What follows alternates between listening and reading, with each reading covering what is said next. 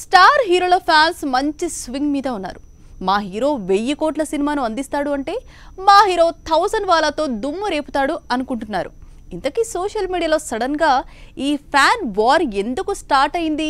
Trailer release తర్వాత సినిమాపై ఒక్కసారిగా అంచనాలు పెరగడం ఈ మధ్య కాలంలో చాలా తక్కువ సందర్భాల్లో మాత్రమే జరిగింది.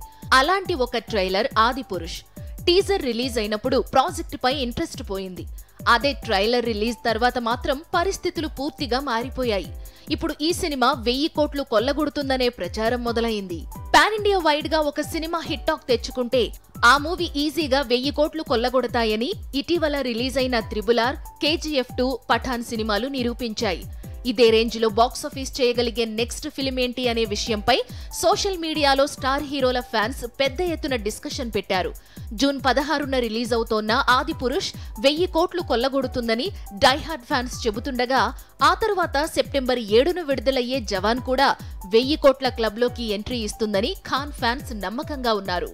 ఒక్క ఆదిపురుష్ తో మాత్రమే కాదు, సలార్ తోనూ ప్రభాస్ మరోసారి 1000 కోట్లు కొల్లగొడతాడని కాన్ఫిడెంట్ గా ఉన్నారు యంగ్ రెబెల్ స్టార్ అభిమానులు. ఇక సల్మాన్ మొన్న ఈద్ పండక్కి రిలీజ్ చేసిన కిసీ కా భాయ్ కిసీ కా జాన్ కేవలం 100 కోట్లు మాత్రమే రాబట్టింది. కానీ టైగర్ 3 సినిమా మాత్రం 1000 కోట్లు కొల్లగొడుతుందని భాయ్జాన్ ఫ్యాన్స్ బల్లగుద్ది చెబుతున్నారు.